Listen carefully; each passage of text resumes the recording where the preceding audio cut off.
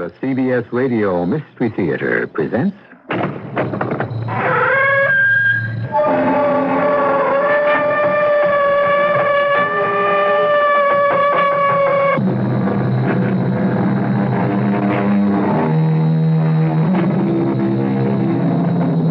Come in. Welcome. I'm E.G. Marshall. Long ago, or was it only yesterday, it seemed that there were no such words as, for instance, consciousness raising. We paid lip service to concepts like equality.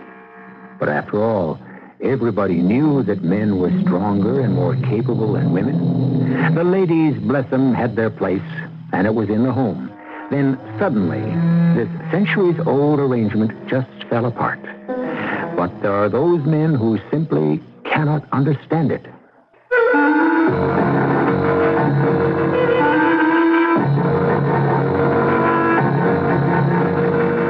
Our mystery drama, The Better Half, was written especially for the Mystery Theater by Sam Dan and stars Tony Roberts and Patricia Elliott. I'll be back shortly with Act One.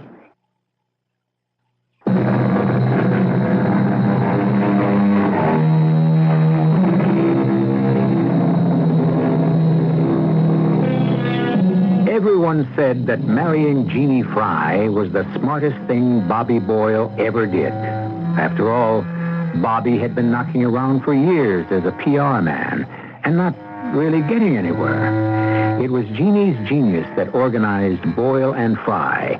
Let us start cooking for you, and made it into one of the top PR firms in the country.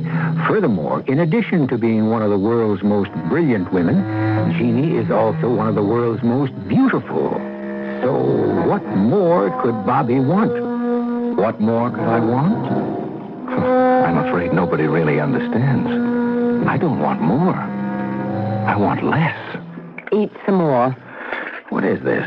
What does it taste like?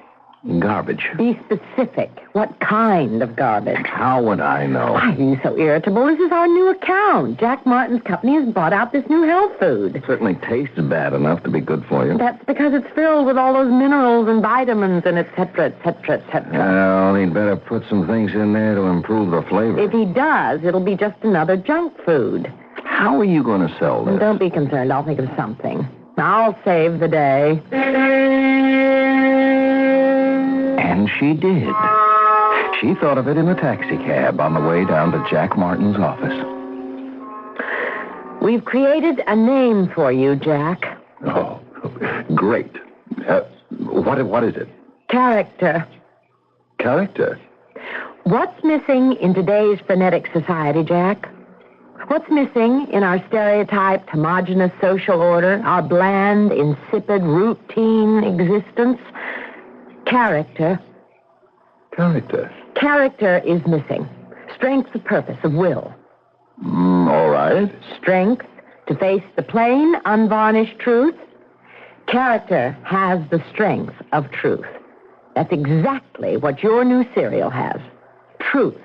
The taste of truth. Are you starting to think with me? It's beginning to glow. Truth. Face the truth in the morning, and it will stay with you all day long. Yeah. You are what you eat. Right. So each morning, absorb the truth, a truth that is not hidden, disguised, adulterated. I got it. Why don't we call it truth? Truth? Fantastic. Jack, you're a genius. Yeah. Truth. Yeah. Not bad. What do you think, Bobby? Is it exactly wise to put out a food product that only appeals to men, that turns women off by its very image? That's a point, Jeannie. Of course, that's the point. Why come out with one cereal when we can come out with two? Two? Of course. Bobby and I have been working on a similar image for a ladies' breakfast food, haven't we, Bobby? Bobby, you know, you're the luckiest guy in the world to be married to Jeannie. What more could any guy want? Bobby, maybe you'd better get back to the office and set up a production meeting. I'll work out some of the basic philosophy with Jack. philosophy. At one time, it had to do with deep thinking on the part of people like Plato and Socrates and Spinoza. Now it's... Anyhow, you look at her, so elegant, beautiful, sophisticated. But 10 years ago, I keep thinking of her 10 years ago. Do you know where I met her? Can you even begin to imagine what this cool, brilliant woman of the world was doing? Give me a sack of wheat. 2 easy over, BT, hold the mail. And what's yours? I'll just have a cup of coffee, Jeannie. Yeah, so how do you know my name is Jeannie? You mean it really is, Jeannie? Hey, that's poetic justice. Yeah, why? Well, because it should be, Jeannie, to go with that light brown hair. Is that a regular coffee? What time do you get off? Look, I never go out with strange men. Oh, there's nothing strange about me. I'm perfectly normal. I stopped for coffee at that diner every day for 2 weeks. Then I skipped a day. The following morning, she said to me, Hey, where were you yesterday? Oh, you missed me. Hey, that proves something. What? You love me. You know what I love? I love the way you talk. How do I talk? Well, sometimes it's the words you say, and sometimes it's the tone of your voice. Anybody who listens knows you're educated. You went to college, didn't you? Yes. It shows. College isn't everything. No, I never even thought about it. You know, I never even missed it. Look, I'm doing okay. Look, I make more here than a lot of college girls do in an office. But, well, now I miss it all of a sudden. All of a sudden? Well, when you walked in. Me? I didn't want to go out with you because, like, you make me feel ignorant. Look, I'm sorry. No. It isn't your fault. It's mine. There are just so many things I don't know about. Would you help me? Sure. I mean, kind of see that if I went, I'd take the right courses and sort of check up on me. You realize we'd have to see a great deal of each other. Well, that's going to be the nicest part of it.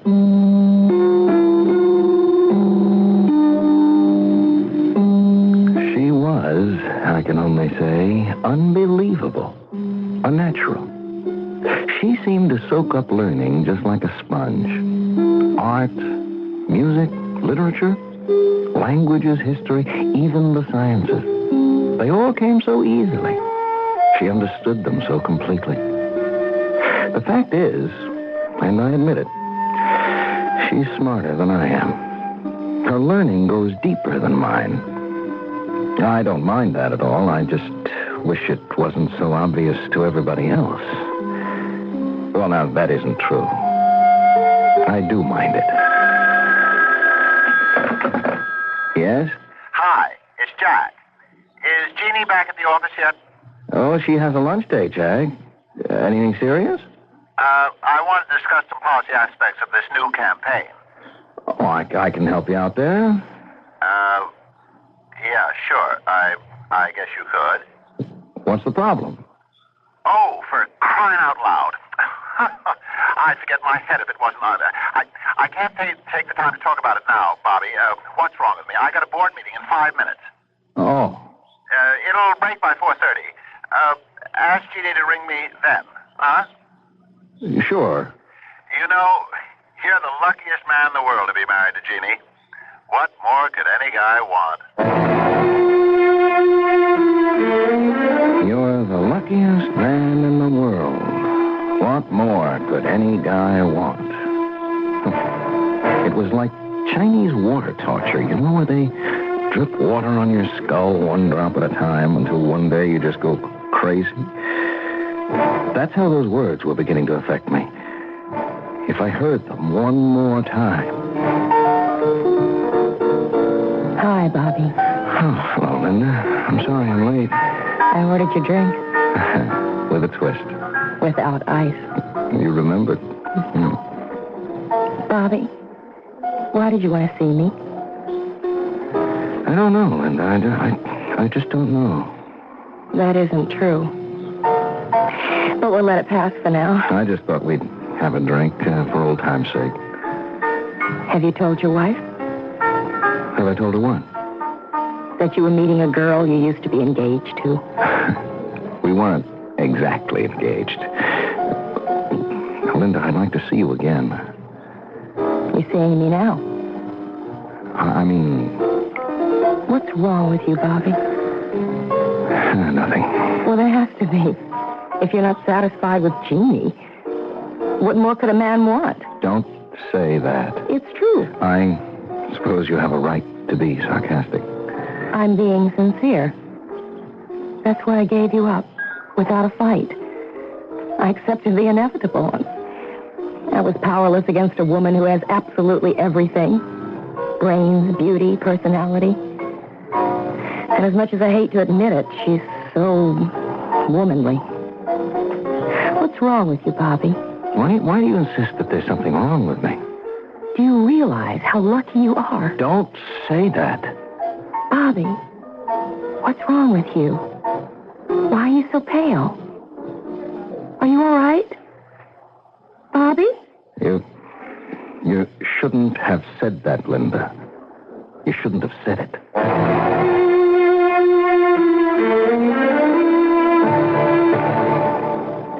Where were you, Bobby? Where was I?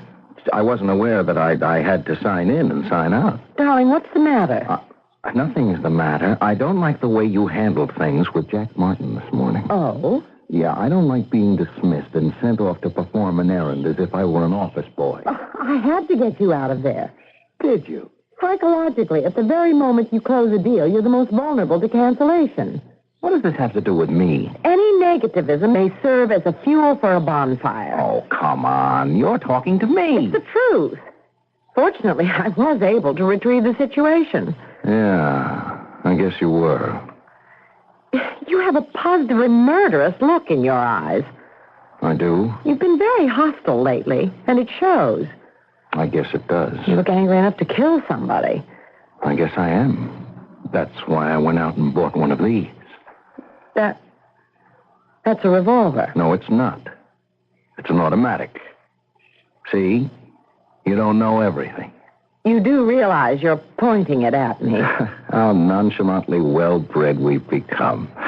A far cry indeed from Murphy's Diner. But just one little pull on the trigger, and you fall from that high estate. Down. All the way down. Don't answer it. It's Jack Martin. He knows I'm home. If I don't answer, he may become alarmed. Oh, come on, Bobby. You're not going to kill me, and you know it. I want to talk to you. Let me get rid of Jack Martin first. No, I'll get rid of him. Hello? Bobby, Jack. Is Jeannie there? No, she hasn't come back from the office yet. Oh. I just wanted to check out a few figures with her. Would you have her call me when she gets in? She really came up with a winner today. Oh, a pair of them. I know.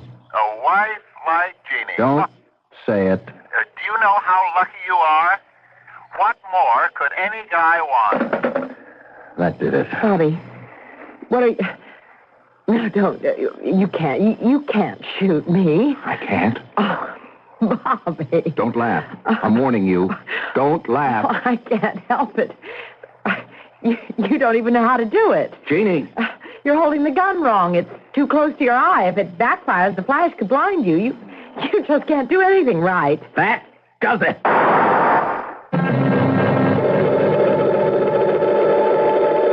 You go along quietly in the same old rut, performing the same old routine for days, weeks, months, years, and everybody thinks they understand exactly who and what you are. And then suddenly, without warning, you just explode. You embezzle $1 million from your boss, or you just drop out and go to the South Seas to paint, or you murder your wife. But I shall adhere to my time-honored routine and return shortly with Act Two.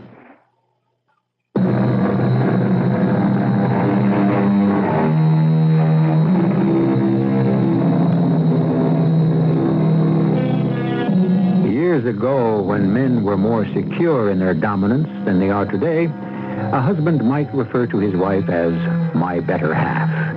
It was a nice, sweet, chivalrous gesture. But what man really, deep down, believed it? However, there were times when that saying expressed a literal truth. And then, of course, there might be trouble. Bobby? Bobby, wake up. Huh? Bobby? Who? Jeannie. Of course, it's Jeannie. Jeannie. Oh, Jeannie, what a dream I had. I dreamt I shot you. I killed you. It was no dream. And it was so real. It was no dream. You did shoot me. And you are dead. Yes, I am. And now I'm having this dream. No, this isn't a dream. This is real. But it's impossible. If you're dead, how can you be here? I have to be here. There's no help for it. I don't understand. You see, Bobby, I love you. After what I did to you? Oh, Bobby, when I first met you, I thought you were the most brilliant human being in the whole world. I worshipped you. Later, when I discovered how foolish you could be, I fell in love with you. I must be asleep. No, we're beyond all that. I'm dead. I'm here. You're awake. What? How is it possible? I don't know how it's possible. There has to be an explanation. Perhaps it's because I made a certain reservation when we took our marriage vows, when the minister said, "For as long as ye both shall live," I whispered to myself, "Longer." Even death wouldn't keep me from you. Maybe that explains it. The fact is, somebody has to look after you. But if you're here, then it's as if you're still alive. Nobody will know the difference. No, Bobby. I'm only here for you. To everyone else, I'll be dead. No one can see me. No one can hear me. Why? Darling, take my word for it. Why can I see you and hear you? You have to. Or there would be no point to my coming here. Well, why are you here? Oh, poor darling Bobby. I don't want you to go to jail. What are you talking about? Jail? You killed me. Well, what's your next move? That is your basic problem. You never make plans. I'm gone now, Bobby. How shall you account for my disappearance? What are you going to say? I don't have to say anything. Oh, darling, you'll make a mess of it. Let me help you. No. No? No, that's why I killed you, remember? I don't want your help. And besides, all this is just a dream. So, if you'll excuse me, I'll go back to sleep. Darling, if you're dreaming all this, how can you go back to sleep? All I know is that it is morning, finally. And I'm all alone in the bedroom. Did I have a nightmare? I can't say. One thing I know, and know for certain, I had killed her. The rest, well, there is such a thing as conscience, and I am sorry. But I had to do it. I felt that, in her own way, she'd been destroying me. Yes? Bobby. Oh, Jack. Good morning. Good morning. It's almost time for lunch. Where's Jeannie? I called the office. She hasn't come in yet. Where is she? Jeannie? We have all this important stuff to go over. Oh, Jeannie. Bobby, are you all right? What's going on there? Nothing that I know of. Well, is she home? No. Now, look. Do you mean you don't know where she is? Tell him you'll call him back. I'll call you back. Jeannie. I told you. You simply have to account for my not being here anymore. Now, let me tell you how you're going to do that. Look here. Can't you understand?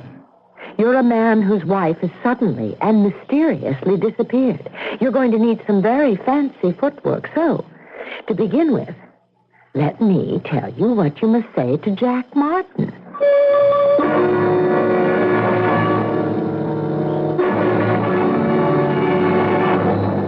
Bobby, are you sure? I don't know what else to tell you, Jack. Well, I find it awfully hard to believe about you and Jeannie. I thought you were the world's happiest married couple. Well, we were. We are.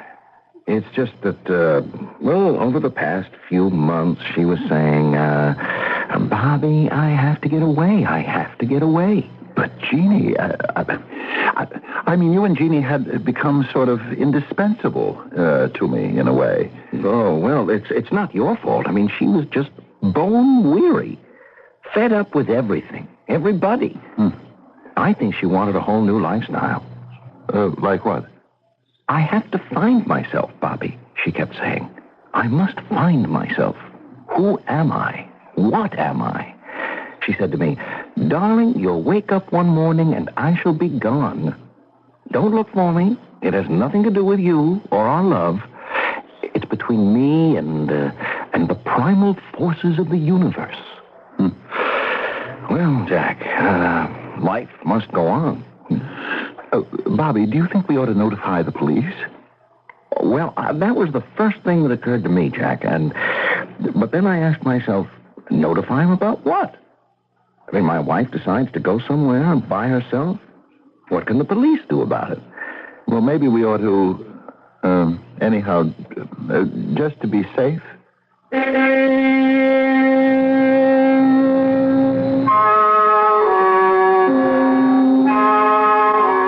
I returned home that evening, there was a cop waiting for me.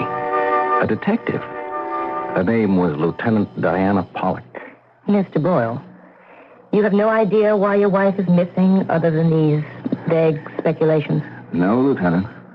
Any idea of where she might have gone? Nope. None at all. Did she take many articles of clothing with her? Well, no. Does that strike you as strange? No, if she wanted to get away from what she was doing, it seems reasonable to assume that she would also want to get away from what she was wearing. Are you alarmed? Concerned? Lieutenant, there was a part of Jeannie that I could never understand. I always felt our relationship was too good to be true, that one day it would end.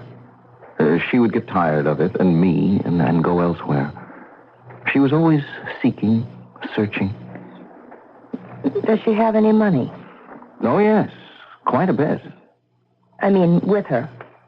Oh, I'm sure she can provide very well for herself. All right, Mr. Boyle. Thank you very much. And thank you, Lieutenant Pollock. Most unusual detective. And very interesting. Hey, cut that out. Janie. You never went in for infidelity while I was alive, so don't start that sort of thing now that I'm dead. But now that you're dead... What? We're still married, Bobby. Remember that. I only said she was an attractive-looking woman. Oh, no, you didn't. You said she was interesting-looking. And that's dangerous.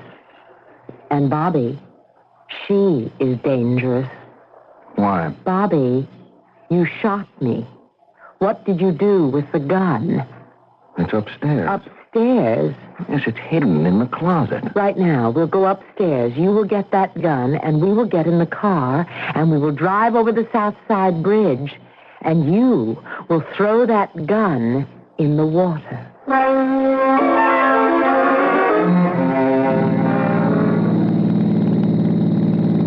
Oh, this is all right, Bobby. Right here. Good. There isn't a soul in sight. Go ahead. Throw the gun into the water. But it's really a very expensive and beautiful... Bobby. out the window? Good. And now it shall sink into the mud, and no one will ever find it. Not that anyone is ever going to look. And now, let us go home. Okay, step number 2. Where am I? Where are you? Why, well, aren't you here with me? I am, and I am not. Where did you put me? What? What do you mean? Why is everything so difficult? You fired at me. I fell to the floor, dead, didn't I? Yes. And then, where did you put me afterward? I know you didn't just leave me on our living room floor. I took you down to the cellar. Oh, Bobby, it's so dark and so damp down there. I'm sorry. It's the best I could do. Very well. You carried me downstairs, and... And in that corner just behind the furnace, I dug a hole in the floor, and I buried you in it. How could you? I'm sorry. Take me back to that place immediately. I was afraid of this. Afraid of what, Jeannie? You mean I'm underneath, there? Well, yes. Why do I even ask? It's obvious. Trust you to make a fiasco of the whole thing. Just a minute. I'm sick of your superior attitude. That police lieutenant will come back here. When a woman is missing, the police always consider foul play. The automatic suspect is the husband.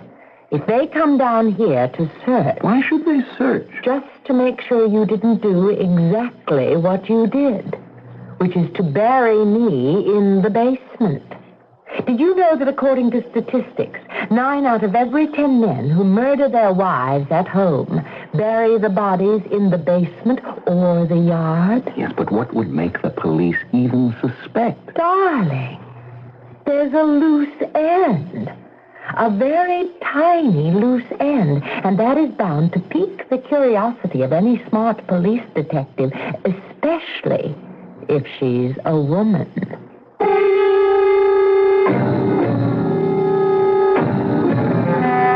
A loose end? Now, what could that loose end be? When Detective Diana Pollock left the house after questioning Bobby just a little while ago, she seemed satisfied that everything was in order. A loose end? If you concentrate on it, you might just remember what it is. I shall return to help you tie it up in Act 3.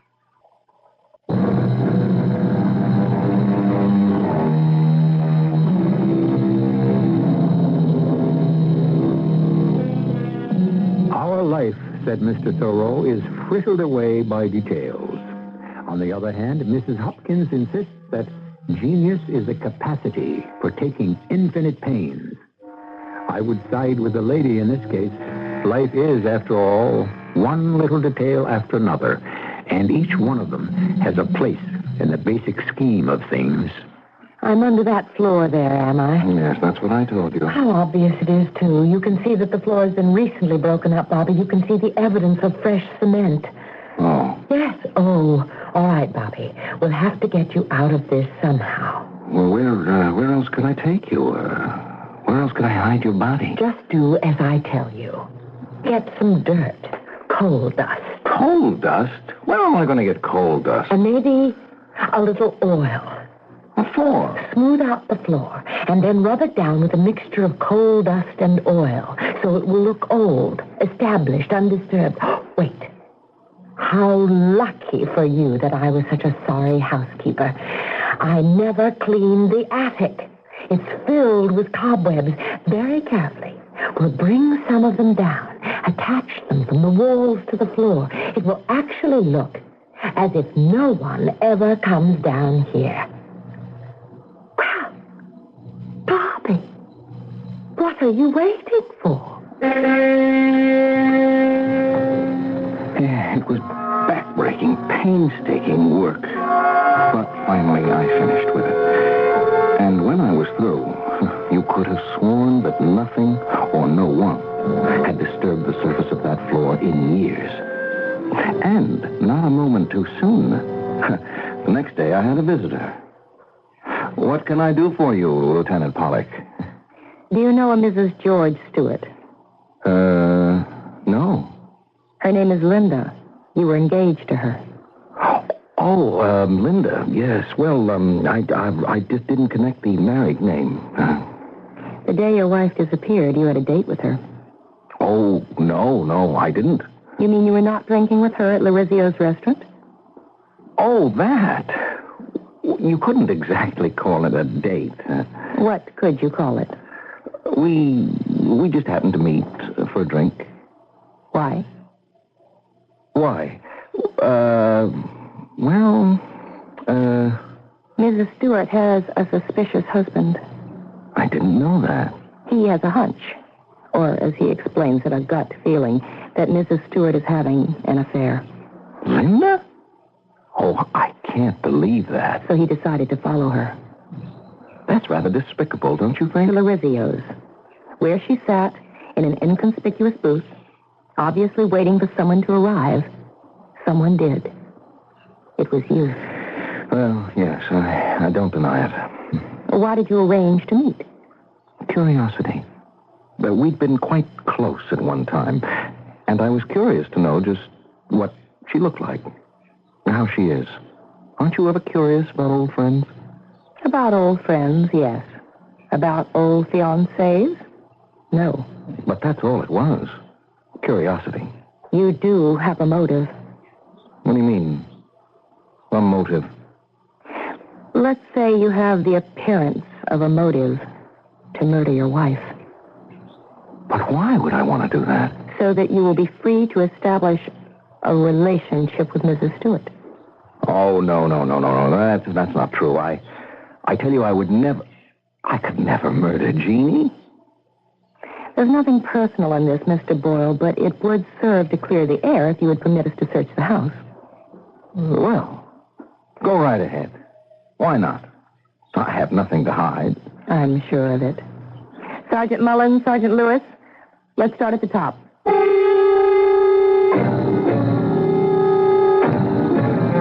want to tell you, they were very efficient. They went from room to room, closet to closet, drawer to drawer. They looked upstairs and downstairs, and literally in my lady's chamber, and they apologized profusely for the inconvenience.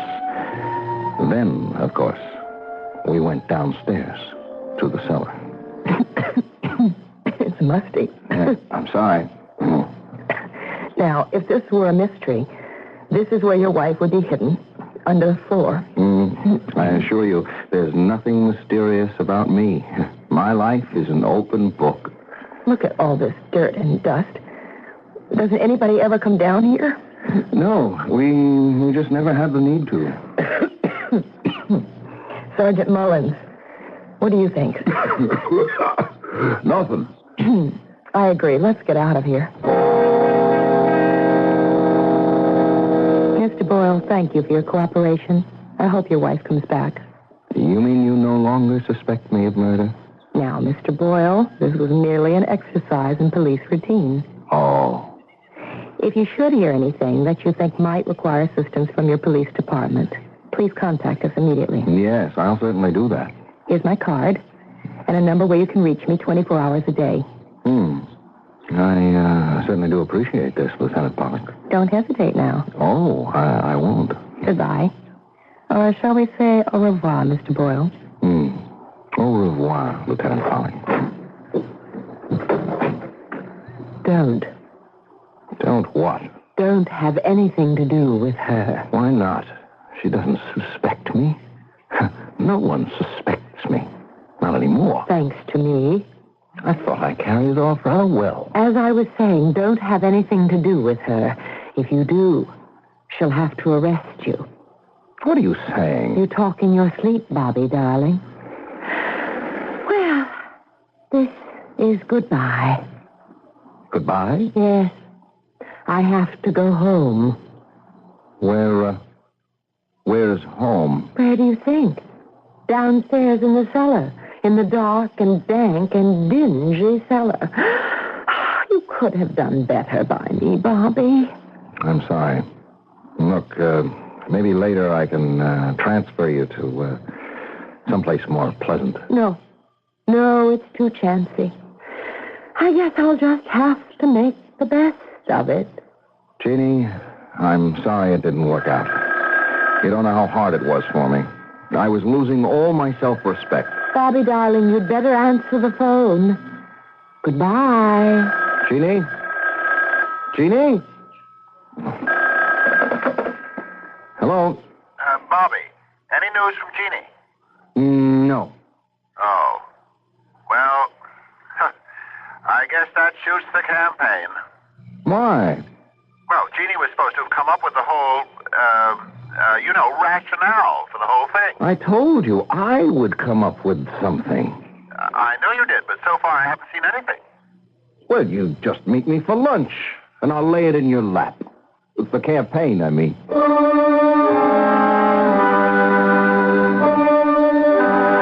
show him. I'll show the whole world. I have ideas. I create concepts. Maybe mine aren't as flashy as hers were. But if you look deeply at hers, they were basically shallow and superficial. A lot of glitter.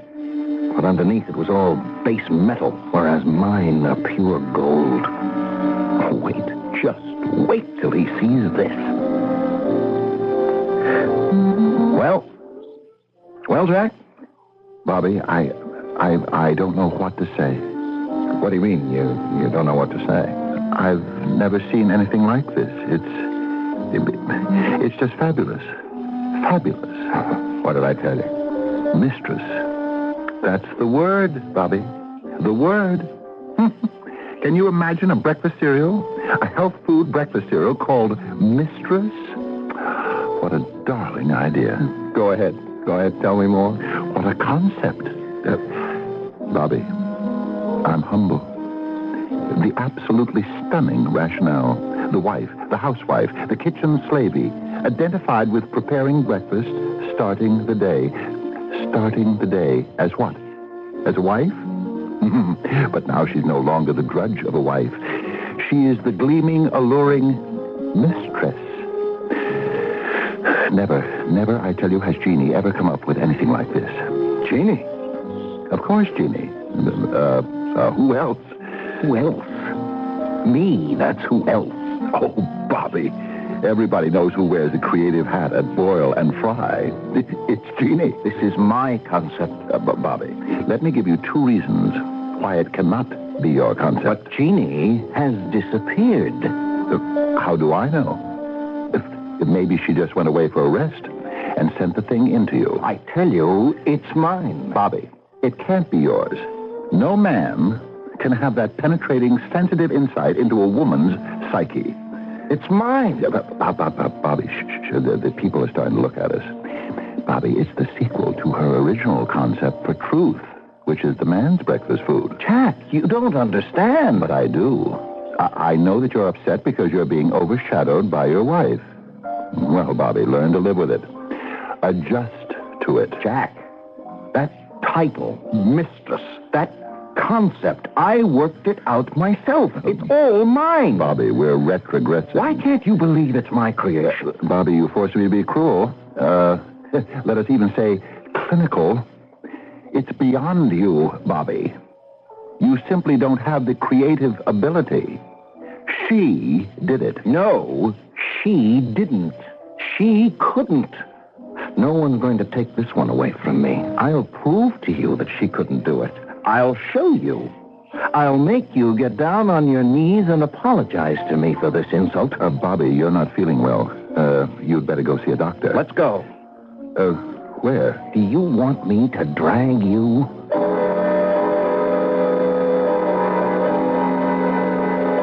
I did. I pulled him away from the table. I hustled him into a cab. I made him come into the house. I hustled him downstairs. There was a pick and a shovel. I made him start breaking up the floor with the pick while I began shoveling. He was scared. He thought it was best to humor me. Bobby, just don't get excited. Why are we tearing up the floor? To prove my point. What point? That I created the concept. Well, all right, okay. I believe you. No, you don't. You're trying to humor me. I'll give you incontrovertible. I'll give you unassailable. I will give you undeniable proof that she could not have written that concept. Bobby, Don't stop digging. Don't stop digging. Keep digging. Keep digging. But, Bobby, something seems to be... There. See? So... how could she have written the concept? Look at her. Look at her and tell me how. Bobby. Now do you believe me?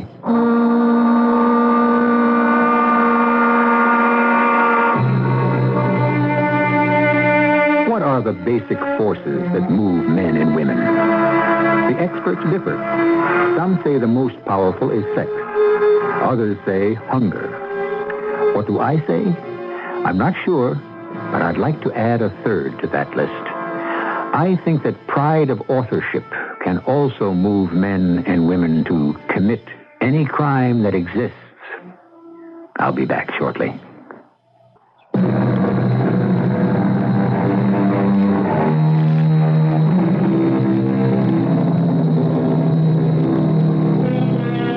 In the ancient Greek legend, and in the delightful modern version by Shaw, Pygmalion creates Galatea, and they both live in bliss together. In real life, however, things are never that simple. We have already quoted Mr. Dickens in our story. Let us hear from him again. Let sleeping dogs lie. Who wants to rouse them? And so, ladies and gentlemen, don't try to change your mate into something else. Better the devil you know than the one he or she might become. Our cast included Tony Roberts, Patricia Elliott, Fred Gwynn, and Valika Gray. The entire production was under the direction of Hyman Brown. This is E.G. Marshall inviting you to return to our Mystery Theater for another adventure in the macabre. Until next time, pleasant dreams.